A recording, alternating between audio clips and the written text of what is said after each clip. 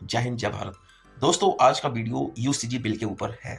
UCG bill दोस्तों, भारत देश की जब बात आती है तो मैं इस यूसीजी के बारे में मैं बात करना चाह नहीं रहा था, लेकिन जब मैंने देखा ये भारत के लिए कितना खतरनाक साबित होगा तो कहीं ना कहीं मेरा फर्ज बना। मैंने कहा वीडियो बनानी चाहिए, चाहे कुछ भी हो, गालियां मिले कुछ भी मिले। और मुझे पता है मुझे इस वीडियो में भर भर के गालियां मिलने वाली हैं और कुछ नहीं। दोस्तों ये बिल जो आया है यूसीजी बिल, अब तरह तरह की बातें हैं। अभी मैंने देखा है दोस्तों, भारत के लिए एक सबसे बड़ा खतरा है ये। अब ऐसा मैं क्यों कह रहा हूं? मैंने एक महीने पहले एक वीडियो बनाया था जिसमें मैंने बोला था कि भारत दुनिया की चौथी अर्थव्यवस्था बन चुका है और उसका टारगेट 2027 में तीसरे नंबर पे आना है। पूरी दुनिया की नजर में मोदी खटक रहा है, यानी कि भारत सरकार खटक रही है। वो नहीं चाहती कि इस गद्दी पे ये मोदी बैठे या भारतीय जनता पार्टी बैठे, वो नहीं चाहती। और वो कॉन्फ्लिक्ट पैदा करवाए जा रहे हैं हमारी, चाहे देश की बाउंड्री के आउटसाइड में जितनी भी कंट्रियां हैं उधर भी कॉन्फ्लिक्ट पैदा करवाए जा रहे हैं। उनको हमारे देश के अगेंस्ट खड़ा करवाए जा रहे हैं। अब देख लो ना, बांग्लादेश भारत के अगेंस्ट हो गया है, पाकिस्तान तो शुरू से ही है, नेपाल भी हो गया है। कहने का मतलब ये, अब देश में भी जब उन्होंने देखा कि यार इस गवर्नमेंट को उखाड़ फेंकना बहुत मुश्किल है, ऐसा क्या किया जाए, उन्होंने बहुत पैतरे अपनाए दोस्तों, बहुत पैतरे। और ये जो यूसीजी बिल है ना, ये वही है। आपको पता नहीं है सीआईए कैसे काम करती है। आप कहोगे कि यार यूसीजी बिल और सीआईए का क्या मतलब, ये तो खुद भारत सरकार लेके आई है, गवर्नमेंट लेके आई है। यही तो गेम है मेरे भाई, ये आप नहीं समझोगे क्योंकि आप भेड़ चाल का हिस्सा हो। ये यूसीजी बिल ना भारत की एकता को खंडता में लाने का एक तीर है। आप कब समझोगे मेरे भाई? और इसमें जो हमारे दलित भाई है ना, मुझे पता है भर भर के गालियां देंगे। ये ना यूसीजी बिल ना एससी एसटी के खिलाफ ही है। आप बात को कब समझोगे भाई?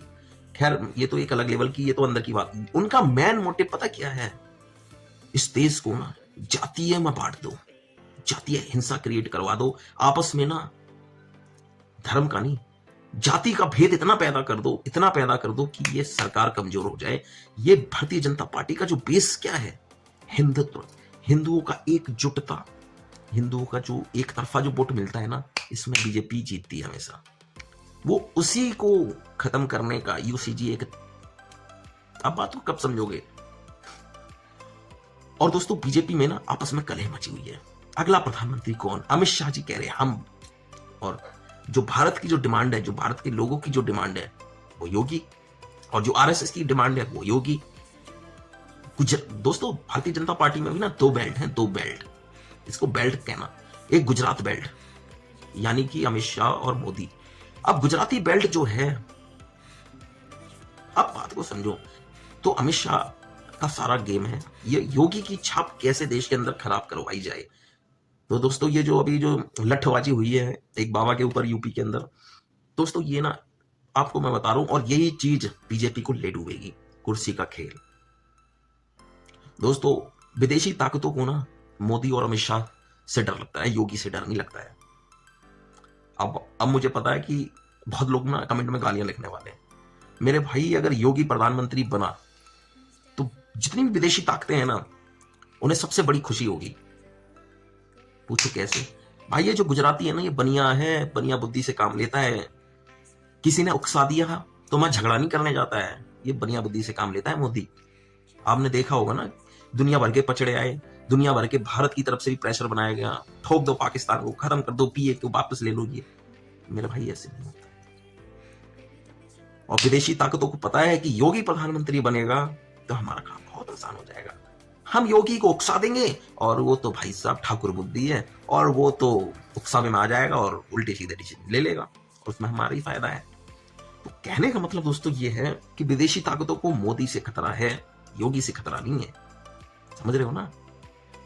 तो जय हिंद जय भारत। आपको वीडियो, मेरी इंटेंशन समझना, मैं किसी के खिलाफ नहीं, ना मैं किसी पार्टी के खिलाफ हूं और ना सपोर्ट में हूं, मेरा कोई इंटेंशन नहीं है।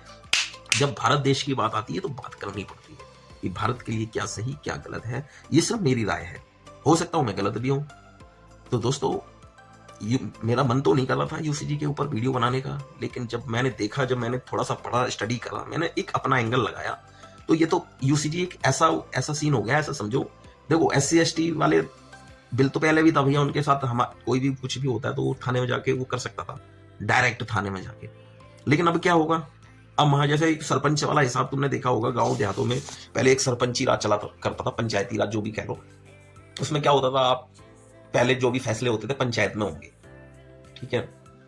तो अब पंचायती राज तो खत्म हो गया, अब तो सीधा आदमी जाता है थाने में भैया, एफआईआर करता है। तो दोस्तों ये दोबारा ना कुछ ऐसा ही समझो, मेरे हिसाब से तो ऐसा ही है कि कोई भी कॉन्फ्लिक्ट पैदा होगा भैया, कॉलेज में सेटलमेंट करना पड़ेगा जो भी है। और ये जो हमें एक पिक्चर दिखाई जा रही है ना यूसीजी के हिसाब से, वो ना एक अलग है। देखो जो हमें न्यूज के थ्रू, पब्लिक के थ्रू, भेड़ चाल के थ्रू हमें दिखता है ना, वो चीज होती नहीं है।